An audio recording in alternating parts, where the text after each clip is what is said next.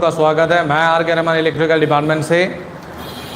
तो बच्चों आज हम लोग डिस्कस करने वाले हैं बेसिक इलेक्ट्रिकल इंजीनियरिंग की लेक्चर नंबर 26 को। ऑलरेडी हम लोग पढ़ चुके हैं लेक्चर नंबर 25 तक। तो फटाफट से लाइव आ जाइए, क्लास स्टार्ट कर लेते हैं। जल्दी से सभी लोग लाइव आ जाइए, क्लास को स्टार्ट कर लेते हैं।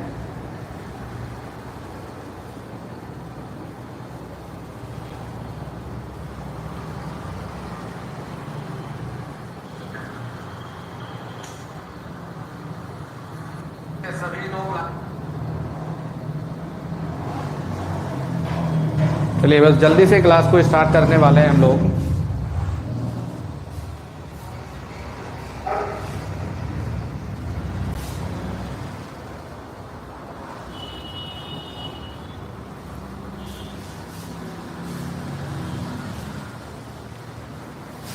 चलिए 1-2 मिनट वेट कर लेते हैं, फिर हम लोग क्लास स्टार्ट कर लेते हैं।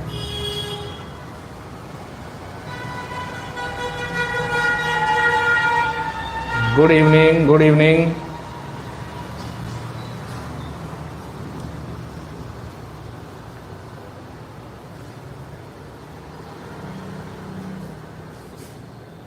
हाँ थोड़ा सा लेट हूँ मैं,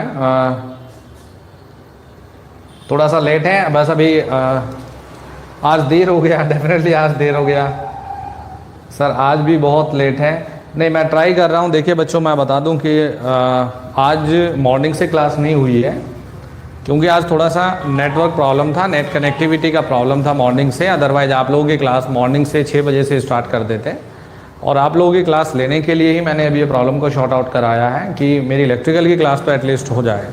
तो बाकी और कोई दिक्कत नहीं है।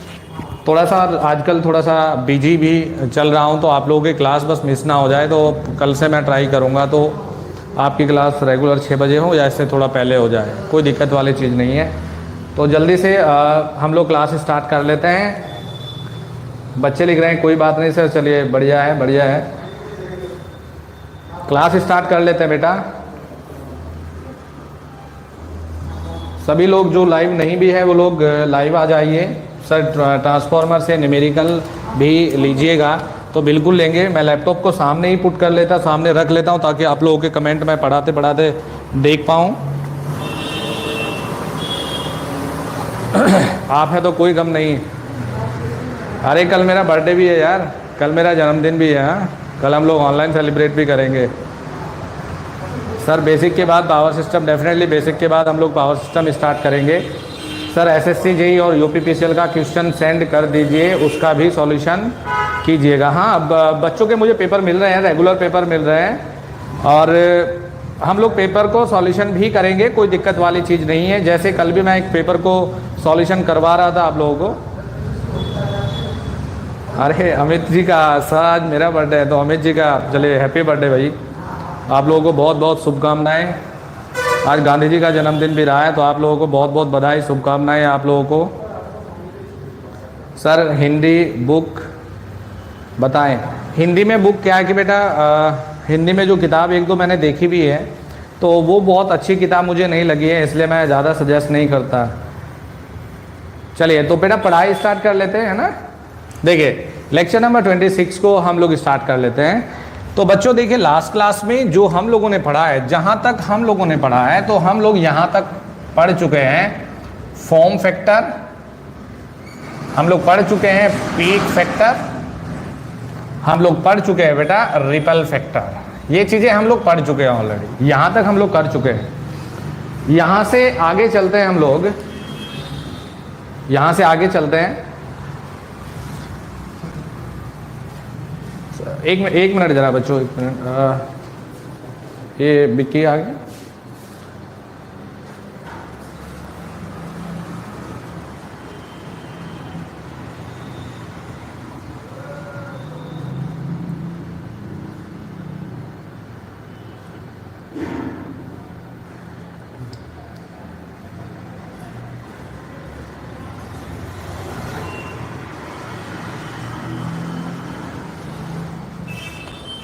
तो यहाँ तक हम लोग ये चीज़ें स्टडी कर चुके हैं अभी तक।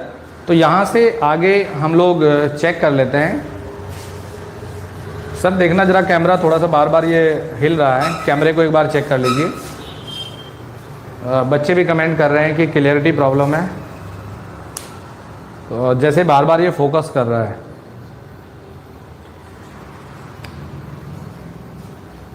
चलिए तो बेटा देखिए ऑलरेडी अभी ये सही कर देंगे सर, इसको कोई दिक्कत नहीं, हम लोग पढ़ाई शुरू कर लेते हैं बच्चों। तो नेक्स्ट हम लोग देखते हैं यार इम्पीडेंस से।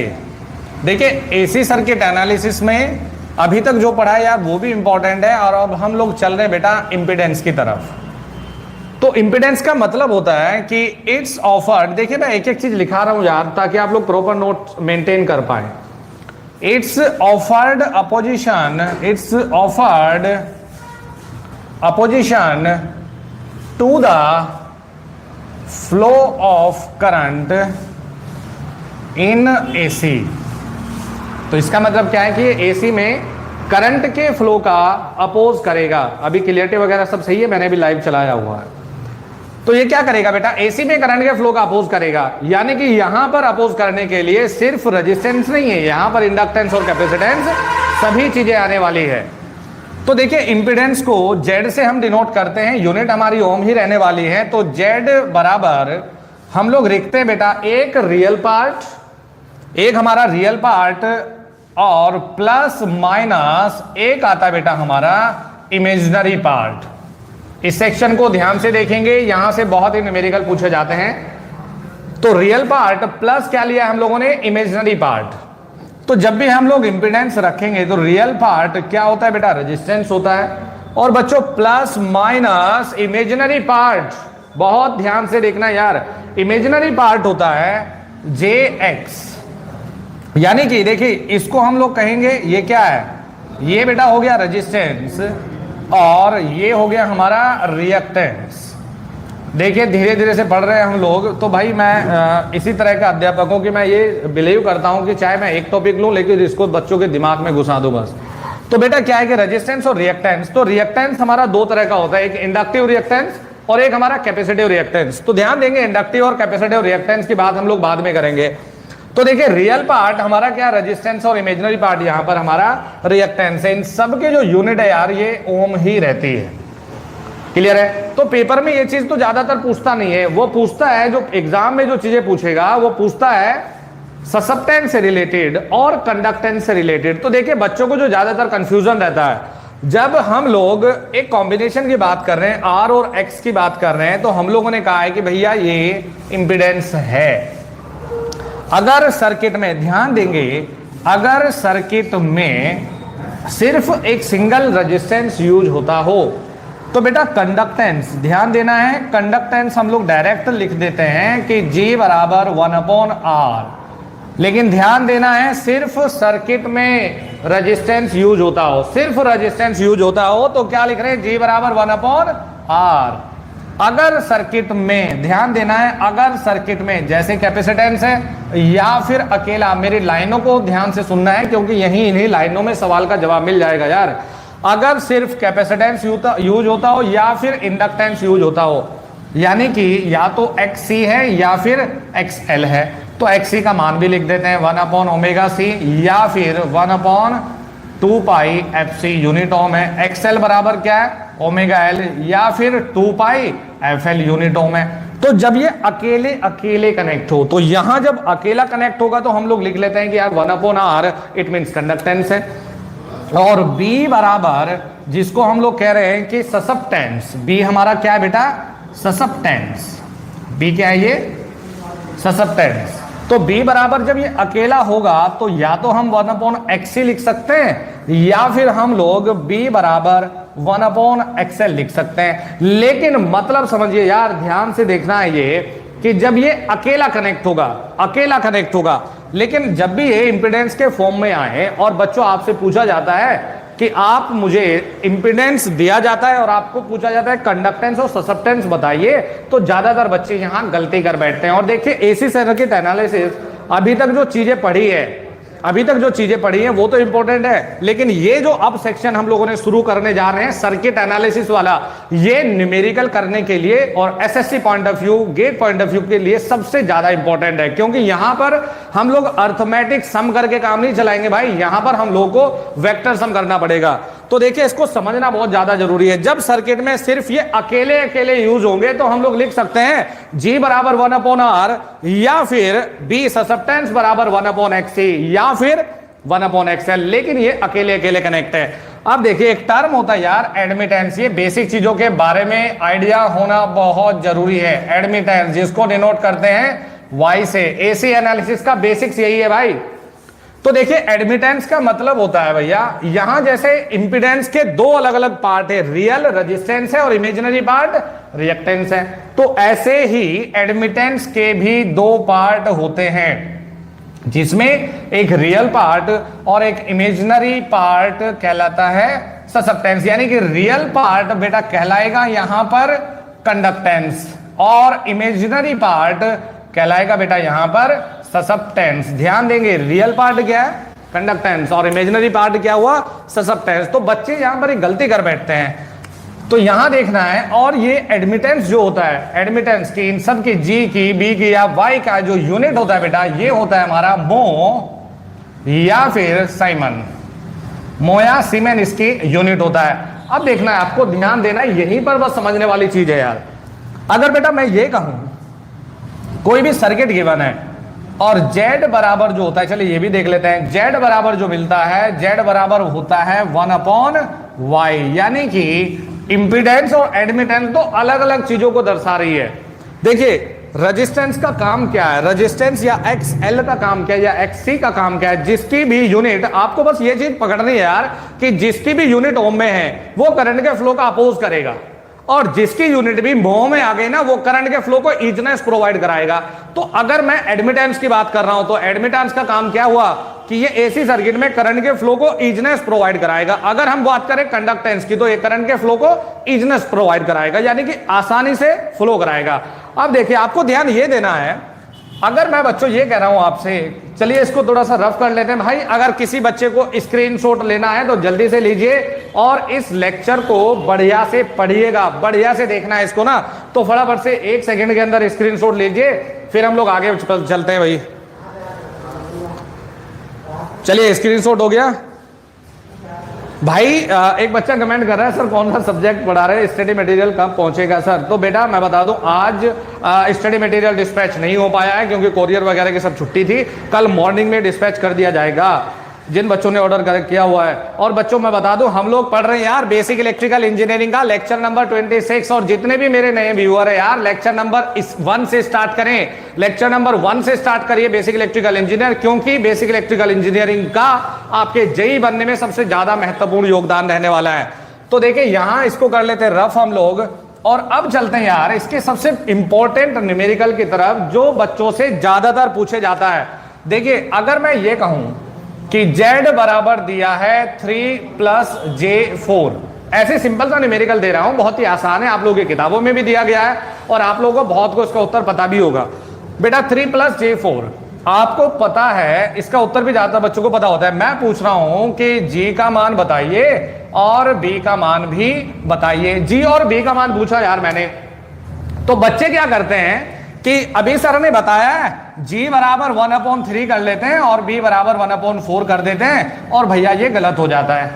क्यों यार, ये 1/3 और 1/4 ना आपको तब करना है भाई जब सिर्फ रेजिस्टेंस कनेक्ट हो या फिर ये इंडक्टेंस या अकेला कैपेसिटेंस कनेक्ट हो। अगर ये देखिए ये बात कर रहा है 3 + J4 यानी कि एक एक्टिव पार्ट की और एक इमेजिनरी पार्ट की, ये दो की बात कर रहा है। तो उस कंडीशन में देखिए हम लोग क्या करते हैं, हमने पढ़ा है y बराबर 1/z, y बराबर 1/z। तो y अपॉन, अब यहां पर वैल्यू रखिए, तो 1/z का मान कितना 3 + J4, 3 + J4।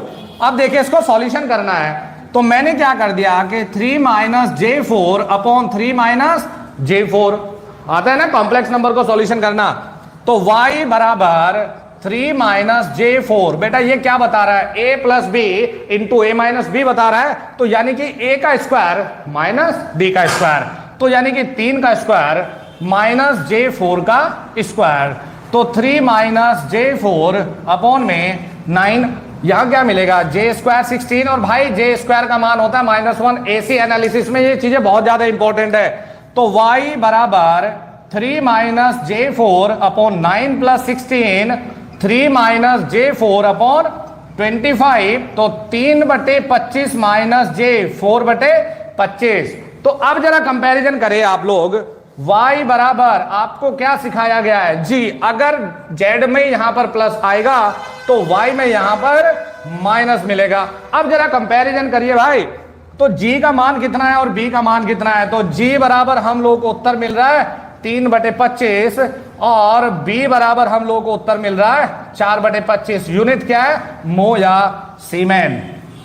तो ये हमारा यहां पर करेक्ट उत्तर है। तो बच्चे जो शुरुआत करते हैं कहां से कि 1/3 और 1/4, जो नया स्टूडेंट है उसको तो यही करना है भाई कि 1/3 1/4 करेगा, गलत कर बैठेगा। लेकिन जिसने लेक्चर को देखा है, प्रॉपर देखा है, वो क्या 3/25 और 4/25 हमारा करेक्ट उत्तर रहेगा। तो फटाफट से स्क्रीनशॉट ले लीजिए, फिर हम लोग आगे चलते हैं। चलिए, जब कॉम्प्लेक्स कॉन्जुगेट आ जाते हैं यार, कॉम्प्लेक्स कॉन्जुगेट वगैरह, अब यही तो सब चीजें हैं। सर जी टाइम क्या ऑनलाइन क्लास का, भाई 6 बजे से शुरुआत करते हैं हम लोग ऑनलाइन क्लास की। आजकल थोड़ा सा मैं बिजी था, आजकल नेट की थोड़ा सा दिक्कत थी, तो इस वजह से 6:30 से आज शुरुआत की है। लेकिन होपफुली कल से मैं 6 बजे आ जाऊंगा, और ऐसी कोई दिक्कत भी नहीं है यार, अगर 6 बजे से पहले भी मैं फ्री हो जाता हूं तो 6 बजे से पहले भी मैं क्लास लूंगा। लेकिन ऐसी कोई दिक्कत नहीं है, आपका सिलेबस प्रॉपर खत्म करवाएंगे। सर हम लेट हो गए, हाँ आप भी लेट हो और मैं भी थोड़ा सा लेट हूँ, 100% क्लियर है, वेरी गुड। और थैंक्स अजीत सिंह सर जी। अरे अच्छा आपस में बात कर रहे हैं, चलो करते रहो आपस में बात में ना। जी बराबर 3/25, बी बराबर 4/25, फंडामेंटल ऑफ एसी इतना सा ही था। अरे फंडामेंटल एसी तो यार ये फंडामेंटल ऑफ एसी ही चल रहा है, फंडामेंटल ऑफ एसी ही मान के चलिए आप ना। अभी ये एसी सर्किट एनालिसिस भी उसी का एक हिस्सा है भाई। चैप्टर नंबर 20 आपका शायद चैप्टर नंबर 2 हम लोग ये डिस्कस कर रहे थे, लेक्चर नंबर 26। तो हम लोगों ने 25 जहां पर खत्म किया है, वहीं से आगे हम लोगों ने 26 चलाया है।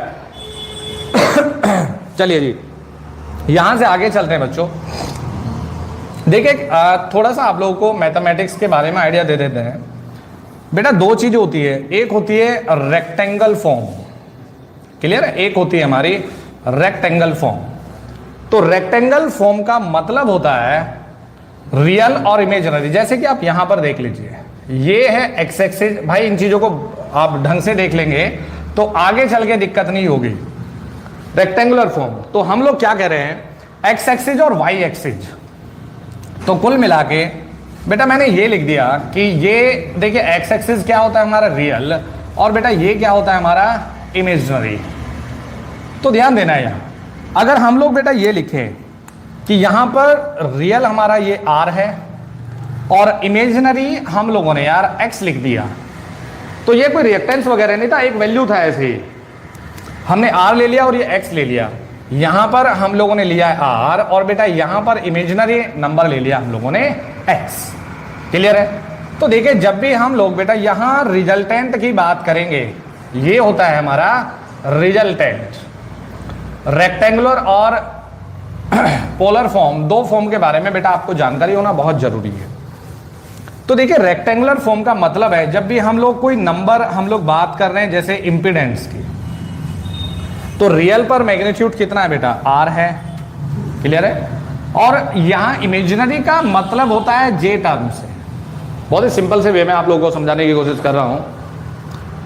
तो आर यहां पर इमेजिनरी का मतलब है जे एक्स से, क्लियर है। इमेजिनरी का मतलब किससे, जे एक्स से। तो हम लोग इंपीडेंस यहीं से देके शुरुआत करके चले थे।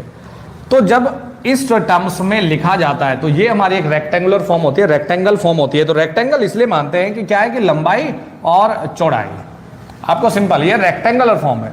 जैसे कि अगर बेटा मैं बात कर रहा हूं कि यार यहां पर आप लोगों का जो मैग्नीट्यूड है ये 5 दे दिया, क्लियर, ये 5 दे दिया, और यहां पर ये आपको 8 दे दिया मैग्नीट्यूड, कहां से कहां तक, यहां तक ये 8 दिया है, ठीक है जी।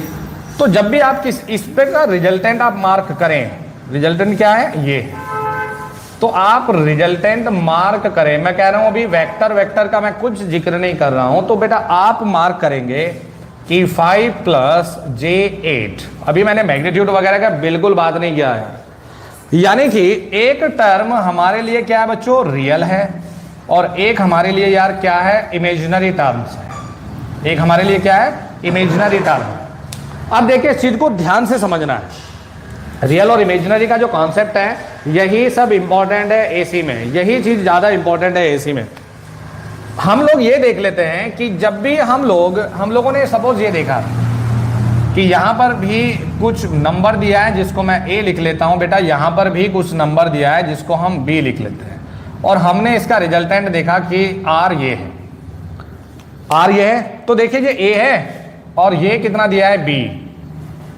तो आपको पता है कि आर बराबर आप क्या लिख सकते हैं, अंडर रूट में ए स्क्वायर प्लस बी स्क्वायर, ए स्क्वायर प्लस बी स्क्वायर। आपको वो चीज समझा रहा हूं यार जहां से चीजें निकल कर आती हैं, आपको डायरेक्ट नहीं लिखवाया मैंने कि क्या मतलब हुआ।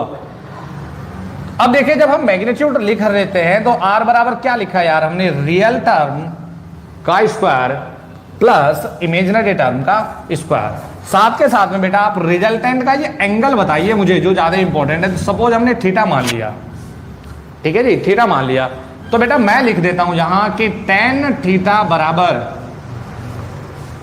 बराबर लंब अपॉन आधार। तो यहां पर क्या हुआ, बी अपॉन ए। देखिए ये एंगल पकड़िए ना, ये क्या हुआ, लंब बी, आधार कितना है बेटा ए। तो टेन थीटा बराबर हमने क्या लिखा, बी अपॉन ए। टेन थीटा बराबर बी अपॉन ए। अब आपको ये पकड़ना है, यहां पर इस चीज को देखना है कि यार जब भी कोई नंबर रेक्टेंगुलर फॉर्म में दिया जाएगा, जब भी कोई नंबर ऐसे, इसको हम लोग कॉम्प्लेक्स नंबर को ही बस रेक्टेंगुलर फॉर्म हम लोग लेकर चल रहे हैं। तो ये अलग अलग फॉर्म है, ट्रिगोनोमेट्रिक फॉर्म है, रेक्टेंगुलर फॉर्म है, पोलर फॉर्म है। तो ट्रिगोनोमेट्रिक भी कहीं ना कहीं मिलती जुलती है। आप देखेंगे यहां इस नंबर को देख लीजिए या इस नंबर को देख लीजिए। सपोज हमने बेटा ये ले लिया कि यार ये नंबर हमारा ए था, दोबारा बताता हूं आपको ना, ये तो आप समझ गए, और ये नंबर बेटा बी था। तो अगर हम इसको रेक्टेंगल फॉर्म में लिखते तो हम क्या लिखते कि हम लिखते जेड बराबर ए प्लस जे बी। क्लियर है, ए प्लस जे बी, यानी कि रियल प्लस ये क्या है, इमेजिनरी टर्म। तो बेटा जब भी कोई नंबर ऐसे दिया जाता है तो आप क्या करते हैं, मैग्नीट्यूड की बात करते हैं। तो मैग्नीट्यूड क्या निकालेंगे, देखिए यहां क्या सीखा है हमने, यहां देखिए जड़ों पर जाइए भाई।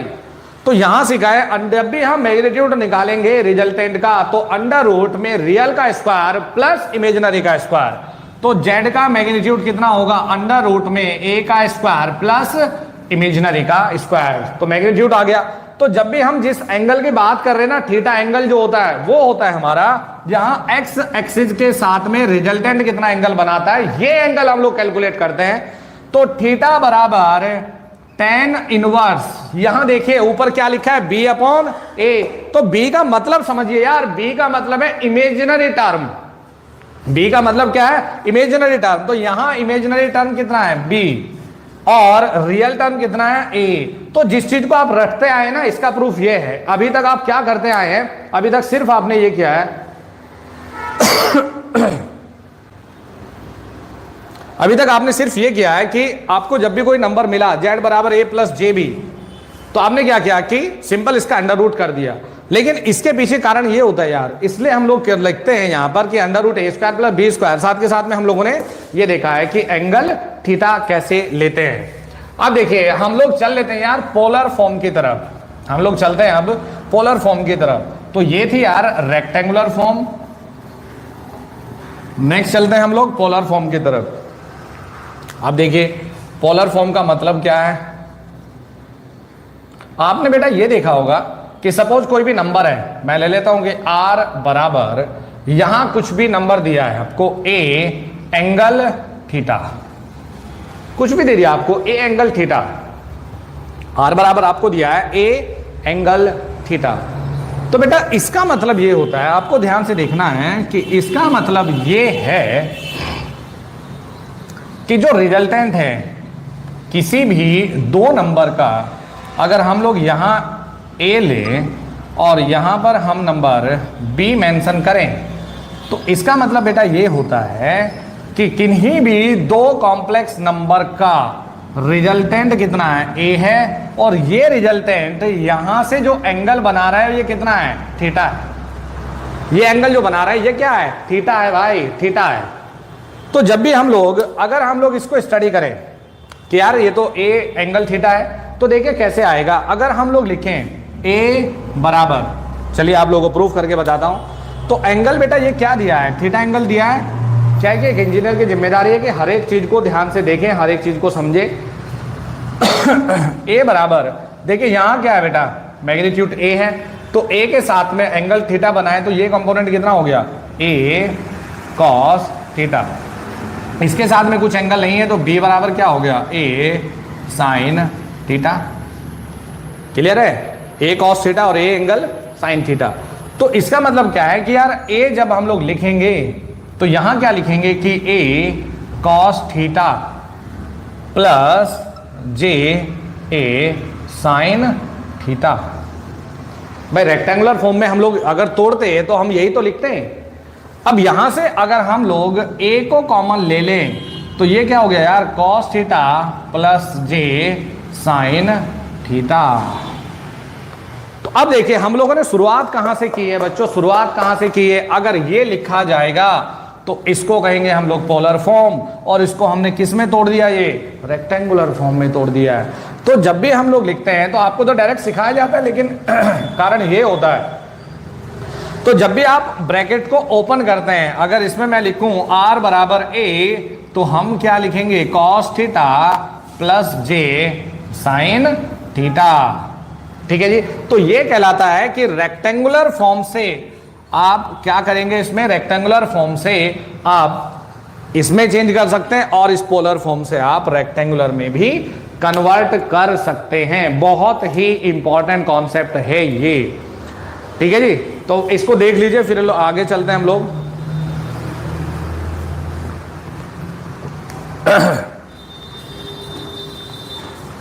सर महाडिस्कोम, चलिए भाई आपके 1-2 मिनट लाओ, मैसेज पढ़ लेता हूं यार। सर रेलवे वायरमैन की तैयारी कैसे करें, तो वायरमैन का आप मुझे सिलेबस भेज दीजिए, एक बार मैं स्टडी कर लूंगा भाई। Sir I am diploma student, so can you teach me about transformer. Already मेरे बच्चे हम लोग ट्रांसफॉर्मर पढ़ चुके हैं। मशीन के लेक्चर नंबर 1 से शुरुआत करिए, आपको ट्रांसफॉर्मर मिल जाएगा। Very very important sir, no doubt sir, very good sir. Machine का लेक्चर कब है, तो मशीन का लेक्चर तो कर लूँगा मैं। MPEB जेई के लिए पढ़े sir ji, Saturday and Sunday को 3 आवर्स की क्लास रखिए। चलिए जी सर, यूपीपीसीएल की कट ऑफ कितना, अब क्या बताऊं यार कितना जाएगा, सबको कराएं। चलिए देखिए बेटा, अब यहाँ से थोड़ा सा आगे चल रहे हैं, बहुत ही अच्छे अच्छे सवाल हम लोग ले लेते हैं। अगर A बराबर दिया है 5 मैग्नीट्यूड 30 और B बराबर दिया है 10 एंगल 60 डिग्री, तो आप लोग देख पा रहे होंगे कौन सी फॉर्म है यार, पोलर फॉर्म है। तो कुछ बच्चे इनमें भी गलती करके आ जाते हैं, जहां गलती का कोई मतलब नहीं है ना, वहां भी गलती करके आ जाते हैं बच्चे। तो देखिए आपको वैल्यू बताना है, ए और बी का मान बताइए। तो अब आपको यार रेक्टेंगुलर बनाने में, रेक्टेंगुलर वगैरह में आपको ट्रांसफर करने की जरूरत नहीं है। आप क्या करेंगे कि a इंटू बी बराबर 5 एंगल 30 गुणा 10 एंगल 60, तो सिर्फ मैग्नीट्यूड की गुणा करें यार, सिर्फ मैग्नीट्यूड की गुणा करें, 10 पंजे 50, और बेटा एंगल को डायरेक्टली आप जोड़ दें, तो ये 60 है, ये 30 है, कितना आ जाएगा 90 डिग्री। तो वेरी वेरी इंपॉर्टेंट। तो ये हो गया एक पोलर फॉर्म का। फिर आगे चलते हैं, देखिए आपको ए और बी यही वैल्यू दिया है यार, लेकिन आपको बताना है ए और बी का मान, कि ए और बी का मान बताइए। तो ए और बी का मान के लिए देखिए, ए का मान कितना है 5 एंगल 30 डिग्री, बी का मान कितना है 10 एंगल 60 डिग्री। तो अब देखिए 5/10 कितना हो गया 0.5, तो 0.5 एंगल। बेटा जब नीचे से ऊपर एंगल जाता है तो एंगल घटेगा और गुणा में एंगल जुड़ेगा, तो 30 माइनस 60 डिग्री, तो 0.5 एंगल माइनस के 30 डिग्री। तो अब आप मुझे एक सवाल का जवाब दीजिए कि जब भी आप लोगों को टाइम की बचत करनी है, टाइम की बचत करनी है, सब सही से दिख नहीं रहा है, यहां से तो बेटा क्लियर दिख रहा है, मैंने ऑलरेडी लाइव लेक्चर अपने सामने भी चला रखा है कि क्लियरिटी वगैरह का पता चलता रहे। तो जब भी हम लोग बात कर रहे हैं कि एंगल, जब भी हम गुणा की बात कर रहे हैं, तो जब भी हमने गुणा की बात की है यार, तो गुणा में तो देखिए बहुत जल्दी से आपको पोलर फॉर्म में उत्तर मिल जाएगा, या भाग में भी आपको बहुत जल्दी उत्तर मिल जाएगा। अब हम लोग देखते हैं यार कि अगर हम लोग को पोलर फॉर्म में दिया जाता है, जैसे कि आपको दिया है कि एक नंबर है ए बराबर 3 + J4 और b बराबर आप लोगों को दिया है 5 + J6। आपको बताना है कि a + b का मान बताइए, तो आप क्या करेंगे, 3 + J4 + 5 + J6, तो 5 और 3 8 + J10। आपने क्या कर दिया, आपने सेकंडों में उत्तर दे दिया, लेकिन आपको क्या पता है कि इसको जोड़ना था। फिर क्या है कि अगर a - b करते हैं तो 3 + J4 - 5 - J6, तो -2 - J2। क्लियर है? तो आपने जोड़ने में भी इसमें तुरंत जवाब दे दिया। तो यहां से यार एक चीज तो देखिए क्लियर है, जब भी क्वांटिटी को सर थोड़ा मशीन में थ्योरी कंस्ट्रक्शन में भी हम लोग जॉब वाले हैं, तैयारी TG2 की कराते नहीं, चलिए डेफिनेटली ध्यान देंगे बेटा इस तरह की चीजों पर।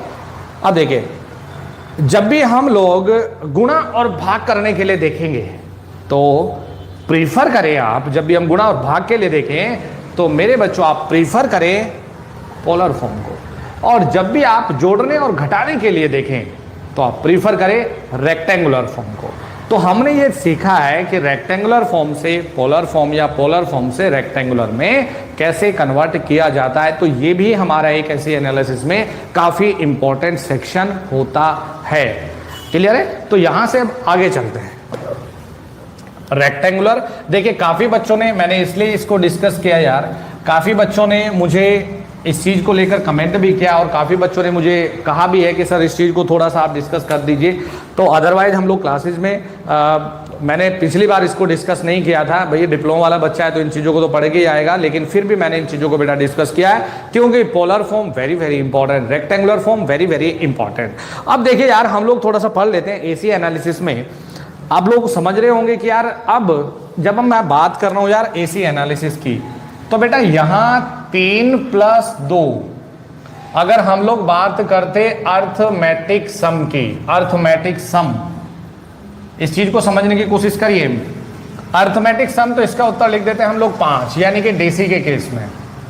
लेकिन 3 + 2 अगर एसी में करेंगे तो इसका उत्तर 5 नहीं होगा, क्योंकि एसी के केस में क्या करते हैं बेटा, हम लोग वेक्टर रिजल्टेंट हम लोग देखते हैं। तो देखिए, अगर मैं ये कहता आपको कि डीसी का मतलब समझिए, डीसी में डायरेक्शन से कोई लेना देना नहीं है, क्योंकि मुझे इस हर एक चीज की आवश्यकता पड़ेगी। तो जब भी हम बात करते हैं यार डीसी, तो डीसी का मतलब मैग्नीट्यूड से होता है, डायरेक्शन से नहीं होता यार। अगर ये 3 किलोमीटर है और ये चलिए 2 किलोमीटर है, तो भैया हम लोग जोड़ के डायरेक्ट लिख देते हैं कि यार टोटल ना 5 किलोमीटर है। ठीक है? अब एसी को इससे मतलब नहीं है। एसी को, अगर मैं एसी की बात करता कि नहीं इधर हम लोग 3 किलोमीटर चले, फिर हम लोग इधर घूम गए तो 2 किलोमीटर चले, तो जब हम लोग इसको डीसी में ऐड करेंगे ना, तो डीसी में रिजल्ट आएगा 3 और 2 को जोड़ दें, यानी कि 5 किलोमीटर डीसी में आएगा, 5 किलोमीटर। लेकिन देखिए, एसी का मतलब उससे नहीं कि आप कहां कहां घूम के आए हैं, एसी का ये बिल्कुल मतलब नहीं है। एसी का मतलब है कि आपने किस पोजीशन से चलना शुरू किया है और कहां आप अभी पहुंचे हो, ये डिस्टेंस एसी का रिजल्टेंट कहलाती है। तो आपने क्या किया यार, यहां से सीधी लाइन खींचिए, तो अंडर रूट में 3 का स्क्वायर प्लस 2 का स्क्वायर, यानी कि अंडर रूट 9 + 4, यानी कि रूट 13। तो रूट 13 किलोमीटर रिजल्ट मिलेगा एसी में। तो ये है एसी और डीसी में कहानी, जोड़ने की और घटाने, गुणा भाग, ये सब चीजें भाई। तो ये चीज समझने की आप कोशिश करें। थोड़ा सा मेरा गला खराब है भाई, एडजस्ट करते रहना मेरे बच्चों है। सर मेरे को नोट्स चाहिए, सर मैं लेट हो गया। देखो आप लोगों को मैं बता दूं बेटा कि जिस बच्चे को भाई नोट्स चाहिए, मुझे थोड़ा आराम भी करना होता है यार, तो लेट नाइट में तो कॉल करके फ़ायदा नहीं है, मैं रिसीव नहीं करूँगा। आप मॉर्निंग में 9 साढ़े 9 बजे कॉल कर ले, आप लोगों की बुकिंग हो जाएगी। यहाँ से बुकिंग करेंगे हम लोग बेटा, डिलीवर्ड कर देते हैं, सेम डे हम लोग डिलीवर्ड करेंगे, 4-5 दिन में आपको इंडिया में कहीं भी डिलीवर्ड हो जाएंगे, ठीक है। तो देखिए बेटा, इसको समझना बहुत ज्यादा इंपॉर्टेंट था। तो एसी और डीसी का केस ये था। तो जब भी मैं एसी में लिखूंगा 3+2, तो भैया उत्तर 5 नहीं होगा। हम लोग क्या करेंगे कि डायरेक्शन देखना है किस डायरेक्शन में है, तो हम लोग क्या करेंगे, वेक्टर सम करेंगे। अगर हम देखेंगे तो वेक्टर रिजल्टेंट देखेंगे। तो एसी के केस में बच्चे क्या गलती कर बैठते हैं यार, ये रेजिस्टेंस है, यहां पर IR है, यहां पर क्या है कि चलिए कैपेसिटेंस ही ले लें, C ले लें। अगर यहां पर 3 एम्पियर है, यहां भी चलिए 3 एम्पियर है, और आपको I पूछ लेते हैं, तो बच्चा ये गलती कर बैठता है कि 3 इधर गया 3 इधर गया 6 एम्पियर हो गया। यार ये गलत है। ये एसी का केस हो सकता, ये डीसी का हो सकता था अगर यहां भी रेजिस्टेंस होता, लेकिन कैपेसिटेंस का मतलब क्या है कि एक एसी कंपोनेंट है, तो भैया यहां पर ये 6 नहीं होगा। तो काफी इंपॉर्टेंट है ये चीजें, इन पे ध्यान देना बहुत ही ज्यादा जरूरी है। तो चलिए यार, मुझे थोड़ा सा आज अर्जेंट काम भी है। सर नोट्स आ गया है, नोट्स आ गया क्या, अब कैसे बाई कर सकते हैं सर, शॉर्टली बताए। मैं बता दूं बेटा, नोट्स वगैरह सब आ गया है भाई। सुबह 9 साढ़े 9 बजे आप कॉल कर लीजिए। तो जब आप कॉल करेंगे आपको पूरा प्रोसीजर बता दिया जाएगा, यहाँ से आपको डिलीवर्ड कर दिया जाएगा बुकिंग के बाद में। सर फर्स्ट मशीन की क्लास नहीं चल रही है, मशीन की एक क्लास भैया यहाँ है, कोई दिक्कत नहीं है। सर आपकी पढ़ाई ने मुझे बहुत कुछ सिखा दिया, कर्जीदर हूँ खुद को, जिसने आप जैसे सर से मिला दिया। बहुत बहुत धन्यवाद। वाह यार क्या बात बोली है sir. Distribution transformer full load पर मैक्सिमम 50% क्या होती है, क्योंकि ट्रांसफार्मर 90 का होता है। देखिए मैं बता दूं बेटा, चलिए मैं बच्चों के सवालों के जवाब दे देता हूँ यार, नहीं तो बच्चों को थोड़ा सा दिक्कत हो जाती है। मैं ये बता दूं बेटा, देखिए पावर ट्रांसफार्मर पर लोड, आप जरा इस बात को समझने की कोशिश करिए, थोड़ा सा मेरे दिमाग के साथ में जुड़ने की कोशिश करिए। पावर ट्रांसफार्मर जो डिजाइन किया जाता है, देखिए पावर ट्रांसफार्मर पर जो लोड है ना, वो समय के साथ साथ बदल नहीं रहा है, वो कनेक्ट है तो कनेक्ट है। तो पावर ट्रांसफार्मर को डिजाइन किया जाता है कि लगभग फुल लोड के आसपास, ध्यान से समझिए, लगभग पूरे लोड के आसपास जब पूरा लोड कनेक्ट है तो मैक्सिमम एफिशिएंसी पे कार्य करे, जो कि अच्छा है। अब डिस्ट्रीब्यूशन ट्रांसफार्मर है जिसमें आप सब, हम लोगों के सबके घर कनेक्ट है। तो डिस्ट्रीब्यूशन ट्रांसफार्मर में अगर मेरे घर में मान लिया सपोज 10 फैन है, तो क्या मैं एक समय पे 10 के 10 को ऑन रखूंगा? नहीं। तो ये एवरेज ले लेते हैं कि यार सब पूरे लोड का डिस्ट्रीब्यूशन पे लगभग 50% लोड ही एक समय पे ऑन होता है, जो 50 से 60% होता है। तो इसलिए डिस्ट्रीब्यूशन ट्रांसफार्मर को डिजाइन किया जाता है कि जब ये 50-60% लोड कनेक्ट हो तो मैक्सिमम एफिशिएंसी पे काम करे। तो फुल लोड अगर हम बात करें पावर ट्रांसफार्मर, तो पावर ट्रांसफार्मर को डिजाइन करते हैं हम लोग लगभग पूरे लोड के आसपास, जब पूरा लोड लगभग कनेक्ट हो। लेकिन डिस्ट्रीब्यूशन ट्रांसफार्मर को हम लोग करेंगे डिस्ट्रीब्यूशन ट्रांसफार्मर को हम लोग करेंगे जब लगभग ये 50-60% लोड पर काम कर रहा हो। ये था। अब बताइए जल्दी से, कुछ और अगर किसी को डिस्कस करना है तो, डाउट है तो बताइए भाई। अच्छा पढ़ाते हो, कहां से पढ़े हो? हिंदुस्तान से पढ़े यार। विंटर में थोड़ा सा दोबारा से भेजो भाई। सर क्या है फर्स्ट मशीन की क्लास का? देखिए मैं बता दूं कि लेक्चर नंबर 1 मशीन ओपन करेंगे तो यहां पर है सर, इलेक्ट्रॉनिक्स का क्लास भी चलेगा डेफिनेटली, इसके बाद में ले लेंगे यार। पावर सिस्टम वगैरह हो जाए तब लेंगे। इलेक्ट्रॉनिक्स डीपली पढ़े, समझ आया? सर मैंने ITI का स्टूडेंट हूँ, डीपली पढ़ाई तक समझ आया। चलिए बढ़िया है। V curve, inverted V curve, तो वी कर्व और इन्वर्टेड वी कर्व हम लोग बीच में ये ड्रॉ करते हैं यार। एक बच्चा मुझसे और सवाल पूछ रहा था, देखिए ये वी कर्व का जिक्र कर लेते हैं। तो ये होता है हमारा यहाँ पर एक्साइटेशन, और यहाँ पर हम लोग ले लेते हैं आर्मेचर करंट। तो चलिए अगर हम लोग ये देखें, ये आता है हमारा वी कर्व। तो जनरेटर के केस में ये आती है लैगिंग साइड और ये आती है लीडिंग साइड, और मोटर के केस में ये लीडिंग साइड आती है, ये लैगिंग साइड आती है। अब अगर हम लोग बात करें IF की और बात करें पावर फैक्टर की, तो ये हो जाता है हमारा इन्वर्टेड वी कर्व। अब देखिए मोटर के जनरेटर के केस में यार, एक बच्चे ने आज मुझे कॉल किया था, तो उस बच्चे के सवाल को भी मैं थोड़ा सा डिस्कस कर लेता हूँ। देखिए क्या होता है बेटा, ये टर्मिनल वोल्टेज V है, ये यहाँ पर एक्साइटेशन वोल्टेज है, और यहाँ ये दिया है JIA-XX, और ये जो रिजल्टेंट है ये क्या है, एक्साइटेशन वोल्टेज है। यहाँ पर आर्मेचर करंट IA है। तो ये वो कंडीशन है यार जो यूनिटी पावर फैक्टर पे ये ऑपरेट हो रहा है। क्या है कि बच्चों का काफ़ी डाउट रहते हैं भाई, तो मैं इन सब चीज़ों को डिस्कस कर रहा हूँ। देखिए बहुत बढ़िया सवाल है। ये क्या है, ये है, यहाँ पर क्या है, ये एक्साइटेशन है। तो आपने क्या किया है कि यहाँ ले लिया है locus of E F for constant load. आपने लोड को नहीं बदला है जनरेटर पे, और ये आपने ले लिया बेटा locus of I A for constant load. ठीक है, तो बच्चा काफी परेशान था यार। तो आई एफ, ई एफ और आर्मेचर करंट के बीच में, देखिए ई एफ और वी के बीच का एंगल कहलाता है लोड एंगल, पावर एंगल या टॉर्क एंगल। और ई एफ और आई ए के बीच में एक फिक्स एंगल होता है, वो कभी भी डिस्टर्ब नहीं होगा मशीन में। तो जब हम लोग यहां से एक्साइटेशन बढ़ाएं, तो अब इलेक्ट्रिकल इंजीनियर की तरह सोचना है, एक नॉर्मल पर्सन की तरह सोचना है कि यहां से यहां दूरी है, अगर हम इसको बढ़ा दें तो क्या दूरी बढ़ा दी यार हमने। अब देखो ई एफ अगर नीचे आया, ई एफ नीचे आया है तो आर्मेचर करंट यहां से नीचे आ जाएगा, जिसको हमने आई ए डैश ले लिया, यहां पर ई एफ डैश ले लिया। अब चलिए इस लाइन को मिलाएंगे तो J I A dash X x ले लिया। ठीक है, तो यहां पर देखिए जैसे ही हम लोग एक्साइटेशन बढ़ा रहे हैं, जैसे जैसे एक्साइटेशन बढ़ा रहे हैं वैसे वैसे power factor lagging lagging lagging होता जा रहा है। और आर्मेचर करंट पहले ये और बढ़ाएंगे तो ये आएगा, और बढ़ाएंगे तो ये आएगा, और बढ़ाएंगे तो ये आएगा। ठीक है, अगर हम यहां से एक्साइटेशन को घटाएं तो घटाने का मतलब है इस दिशा में चले, तो यहां से यहां दूरी देखिए, इसको ले लिया ई एफ डबल डैश, तो ई एफ ऊपर चला गया तो यहां से आर्मेचर करंट बेटा ऊपर चला जाएगा। इस लाइन को मिलाएंगे तो J I A double dash X X हो गया। तो यहां से देखिए अब आर्मेचर करंट हमारा लीडिंग की तरफ बढ़ना शुरू हो गया। ये कौन सी साइड है, लेगिंग की साइड में है। इसी से बेटा ये वी कर्व बना है, इसी से वी कर्व बना है।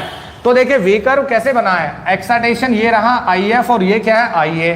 तो जैसे जैसे एक्साइटेशन बढ़ाएंगे तो करंट, आर्मेचर करंट का मैग्नीट्यूड लैगिंग की तरफ बढ़ता चला जाएगा, तो ये बढ़ा दिया। और जैसे जैसे एक्साइटेशन घटाएंगे तो लीडिंग की तरफ ये बढ़ गया है। तो क्या है ये, इसको कहते हैं वी कर्व। तो बहुत बढ़िया सा है। विंटर में लोड ज्यादा क्यों होता है देन समर के रेस्पेक्ट में। आप कौन से लोड की बात कर रहे हैं, अगर आप पावर सिस्टम की बात कर रहे हैं या जो सा हमारा इलेक्ट्रिकल लोड होता है, तो ऑब्वियस ही बात है अगर हम लोग ट्रांसमिशन लाइन से भी रिलेट करेंगे तो due to the some ice effect, अगर सिर्फ लाइन के परफॉर्मेंस की बात करें, ओवरऑल लोड की बात करेंगे तो इंडक्शन लोड विंटर्स में ज्यादा होता है। इलेक्ट्रिकल टर्म्स में अगर आप बात करते हैं तो इंडक्शन लोड ज्यादा यूज होता है। अगर हम ट्रांसमिशन लाइन की बात कर रहे हैं तो ड्यू टू द आइस, या ये कह सकते हैं ड्यू टू द जो विंटर में जो ठंड होती है उससे क्या होता है कि कंडक्टर जो सिकुड़ जाता है, तो वहां पर भी क्या है कि एनर्जी लॉस हमारा ज्यादा होता है। फिर एक कारण ये भी होता है कि जितना भी वेदर थोड़ा भी क्लाउडी होगा, जहां पर धूप वूप नहीं निकलेगी, तो उस समय पे कोरोना लॉस भी ज्यादा होता है। तो ये I considered as a load. Sir I student हूँ, समझ नहीं आ रहा है, तो आई को हाँ थोड़ा सा यार दिक्कत होगी, आइस इफेक्ट हो गया, टेल मी सर। तो दो अलग अलग चीजें हैं ना यार। आप इंडक्शन लोड को अगर ज्यादा यूज कर रहे हो तो देन आपका लोड बढ़ेगा। इन टर्म्स ऑफ अगर इलेक्ट्रिकल लोड की बात कर रहे हो तो तब, अगर ट्रांसमिशन लाइन की परफॉर्मेंस की बात कर रहे हो तो ये सब जो मैं जिक्र कर रहा हूं। तो ये था बेटा हम लोगों का आप लोगों के लिए कुछ डाउट थे, ये यहां से अब आगे चल लेते हैं। तो देखिए अब हम लोग चल रहे हैं, आप लोगों ने मुझे उलझा दिया और मुझे कुछ काम भी था, लेकिन अब मैं क्या जाऊंगा, थोड़ा सा लेट हो गया। कॉल किस नंबर पर करें, तो कॉल कर ले भाई 8057871234 पर कॉल कर लेना। ठीक है, 8057871234 पर आप कॉल कर लेना। 80 57 87 1234 8057871234। तो अब हम लोग देख लेते हैं यहाँ सर्किट एनालिसिस करके। तो सर्किट एनालिसिस हम लोग कैसे करने वाले हैं, पहले रेजिस्टेंस कनेक्ट है, फिर सर्किट एनालिसिस कैसे कि जब सर्किट में सिर्फ रेजिस्टेंस कनेक्ट है। तो देखिए हम लोग बेटा ले लेते हैं, यहाँ पर टर्मिनल पे वोल्टेज दिया है V और ये दिया है बेटा I। ठीक है जी, तो V बराबर दिया है, V बराबर V max sine omega T, equation number 1 clear है। I बराबर क्या लिखते हैं, V अपॉन R। तो ये वोल्टेज का मान बच्चे हमने यहाँ रखा, तो ये हो गया Vm upon R sine omega T. ठीक है, अब देखिए अगर हम लोग ये लिख लें कि Im हमने माना है, लेट Im बराबर क्या है बच्चे, Vm अपॉन R है। तो I बराबर हम लोग को क्या मिल जाएगा, Im साइन ओमेगा टी। इसको मान लिया बच्चों इक्वेशन नंबर 2। इक्वेशन नंबर 1 और इक्वेशन नंबर 2 ले लिया हमने। अब देखिए अगर हम लोग ये कहें कि इक्वेशन नंबर 1 और 2 देखकर आप फेजर डायग्राम बनाइए, फेजर डायग्राम बनाना है, तो देखिए दोनों में अगर हम लोग यार रेफरेंस पे ये वोल्टेज ले लें तो इन दोनों इक्वेशन से क्या दिख रहा है 1 और 2। देखिए यहां भी साइन ओमेगा टी है, यहां भी साइन ओमेगा टी है, तो उन बच्चों को तो समझ में नहीं आएगा जो सिर्फ आज की क्लास देख रहे हैं, लेकिन जो रेगुलर बेसिक इलेक्ट्रिकल क्लास देख रहे हैं उनको आसानी से समझ आ जाएगा। बेटे ये भी ओमेगा टी है, ये भी ओमेगा टी है, तो एंगल कितना बन गया दोनों में, फाई बराबर 0 डिग्री। तो इसका मतलब यह है कि रजिस्टर के केस में, मेरे बच्चों इसको समझ लेना, सर्किट एनालिसिस के साथ खेलेंगे फिर आप लोग। तो ये क्या हो गया कि जिस दिशा में रजिस्टर के केस में जिस दिशा में करंट है या जिस दिशा में वोल्टेज है बच्चों, उसी डायरेक्शन में करंट आएगा। तो ये देखिए किस डायरेक्शन में है, वोल्टेज यहां है इस डायरेक्शन में, तो करंट भी उसी डायरेक्शन में आएगा, करंट भी उसी डायरेक्शन में आया है। अब देखिए यहां से क्या लिख रहे हैं, फाई बराबर 0 डिग्री, तो पावर फैक्टर कितना है, ये चीजें मैं बता चुका हूं, पावर फैक्टर कितना होगा, cos 0 डिग्री यानी कि 1। बेटा इसका मतलब क्या होता है, यूनिटी होता है कि नहीं होता, इसका मतलब है यूनिटी। अब देखिए यूनिटी ले लिया हम लोगों ने, अगर हम लोग ले कि एक्टिव पावर बताइए, हम लोग ले कि एक्टिव पावर बताइए। देखिए 3 पावर को मैं डिस्कस कर लेता हूं, यहां पर काफी बच्चों को दिक्कत भी हो जाती है बेटा। इसमें एक्टिव पावर का फॉर्मूला होता है बेटा VI cos phi, active power का फॉर्मूला है VI cos फाई। और बेटा जो ये VI है ना, इतना दिमाग में रखिएगा, ये जो वोल्टेज और करंट होती है मेरे बच्चों, ये लेते हैं हम लोग RMS वैल्यू। यहां पर बच्चे गलती कर बैठते हैं, ये लेते हैं हम लोग RMS वैल्यू। तो V वोल्टेज का RMS वैल्यू है, I करंट के लिए RMS वैल्यू है। तो एक्टिव पावर के लिए यूनिट क्या रखते हैं, वॉट लेते हैं। तो जब भी हम देखते हैं VI cos फाई का मतलब क्या है, 1 है, तो यहां देखिए VI वॉट। तो रजिस्टर के लिए एक्टिव पावर ये मिला है। अब देखिए जी फिर होता है बेटा अपरेंट पावर, फिर होता है हमारा अपरेंट पावर।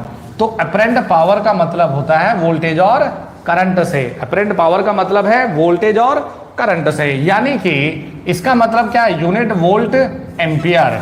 और बेटा ये भी वोल्टेज और करंट की RMS वैल्यू है। फिर होता है एक रिएक्टिव पावर, फिर होता है एक रिएक्टिव पावर। तो रिएक्टिव पावर को बेटा हम लोग लिखते हैं VI साइन फाई, और यूनिट होती है volt ampere reactive, volt ampere reactive. तो बेटा ये भी वोल्टेज और करंट की RMS वैल्यू है। अब देखिए बेटा VI साइन फाई यानी कि साइन 0, तो इसका वैल्यू कितना आएगा, 0।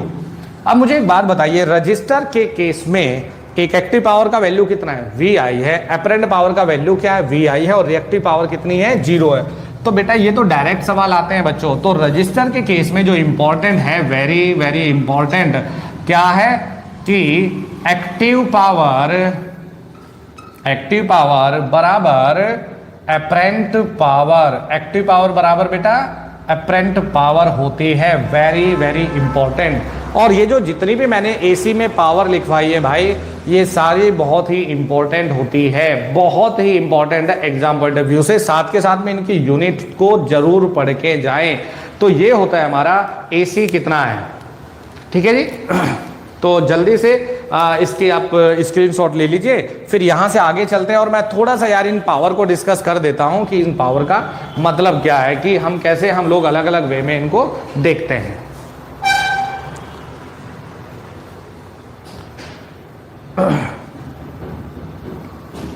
टाइमिंग लिख दें, ये लो बच्चे, टाइमिंग है 6 PM।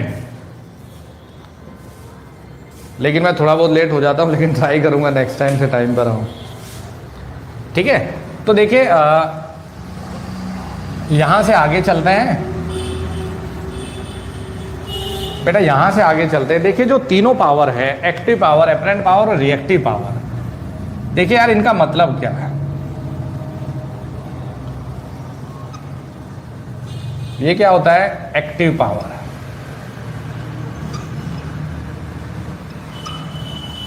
ये क्या है? Apparent power. और ये क्या है बेटा? Reactive power. तो आप कुछ ये समझ सकते हैं, देखिए इसका यूनिट मैं लिख रहा हूं भाई, बहुत इंपॉर्टेंट है, वोल्ट एम्पियर। इसका यूनिट है वोल्ट एम्पियर रिएक्टिव, और ये क्या है हमारा? वाट। और यहाँ एक्टिव पावर और एपरेंट पावर के बीच का जो एंगल होता है ये कहलाता है पावर फैक्टर एंगल। ठीक है जी, ये कहलाता है हमारा पावर फैक्टर एंगल, फाई या थीटा जो भी आप पढ़ सकते हो। चलिए फाई, ठीक है। तो देखिए इसका मतलब क्या है, अगर मैं ये कहूं कि यार एपरेंट पावर हमने घटा दिया, एपरेंट पावर हमने घटा दिया, तो इनका कुछ आप, अगर मैं सिंपल सी वे में आप लोगों को समझाऊं, बेटा HPSSC के लिए बहुत इंपॉर्टेंट है, और शायद 17 तारीख को HPSSC जेई का एग्जाम है।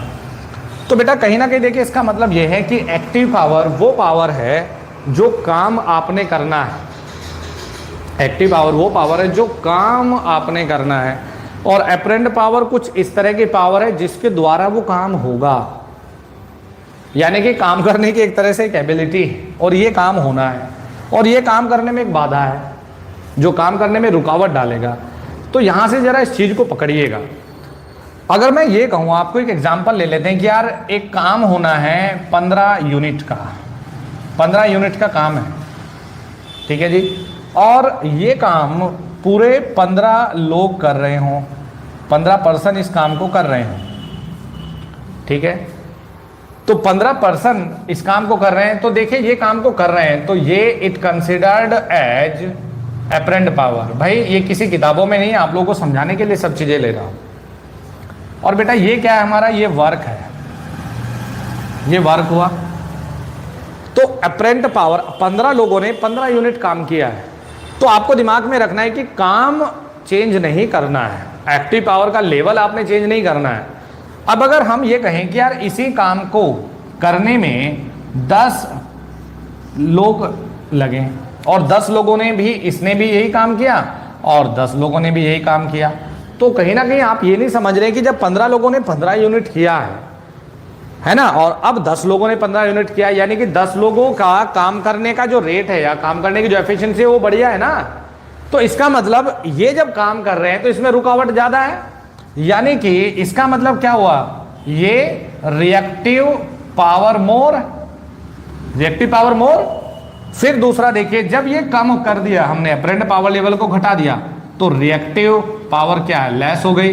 फिर हमने ये देखा कि यार अब ये 5 लोगों ने काम कर दिया, 5 लोगों ने काम यही रहा, वर्क यही किया, तो अब देखिए अब रिएक्टिव पावर जो हो रहा था ना और लेस हो गया, है ना।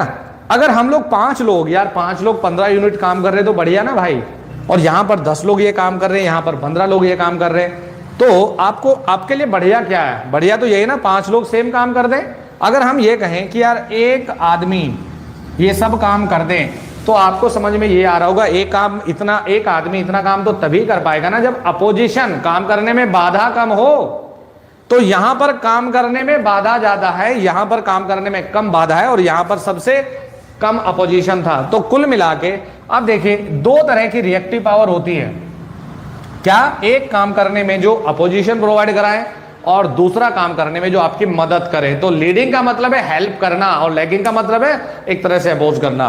तो जब भी हम लोग ये कह रहे हैं कि यार एपरेंट पावर लेवल घटा दिया, है ना, घटा दिया, जो मैंने वहां घटाया, तो एपरेंट पावर लेवल घटाने से देखिए पहले रिएक्टिव कंपोनेंट ये, अब रिएक्टिव कंपोनेंट ये हो गया, तो एंगल कम हुआ ना भाई, ये फाई 1 है, ये फाई 2 है, हमने और कम कर दिया, तो अब रिएक्टिव कंपोनेंट ये हो गया, तो एंगल हमारा फाई 3 हो गया। लेकिन पावर फैक्टर के घटने या बढ़ने से, पावर फैक्टर के घटने या बढ़ने से कभी भी एक्टिव पावर पे कोई प्रभाव नहीं पड़ रहा है। तो चेंजेस किस में आ रहा है? या तो एपरेंट में आ रहा है, या फिर चेंज आ रहा है रिएक्टिव में। लेकिन एक्टिव का कोई लेना देना नहीं था। एक्टिव तो वो काम है भाई जो चाहिए तो चाहिए, होना है तो होना है, दैट्स ऑल ना, सिंपल। तो ये होता है एक्टिव, रिएक्टिव और एपरेंट पावर का एक खेल। तो ये सब चीजें ये सब चीजों के साथ में तो आप खेलेंगे। इलेक्ट्रिकल इंजीनियरिंग टफ नहीं है, बस आप जुड़े रहिए और वीडियो को यार लाइक किया करो इसको ना, ठीक है। मैं ज़्यादा बोलता नहीं हूँ यार, मुझे भी थोड़ा अजीब लगता है बोलना भाई। तो वीडियो को, जितने लोग भी व्यूअर्स होते हैं, वीडियो को लाइक करें, सब्सक्राइब करना है चैनल को, और बहुत जल्दी से मैं बता दूं कि हम लोग क्लास का टाइम धीरे धीरे बढ़ाते चले जाएंगे, कोई दिक्कत नहीं है। तो मॉर्निंग में 6 बजे कल आप लोगों की क्लास लगाएंगे करंट अफेयर्स की। बाकी जो शेड्यूल मैंने दिया है वो प्रॉपर हम फॉलो करेंगे। तो चलिए, thank you very much and all the very best.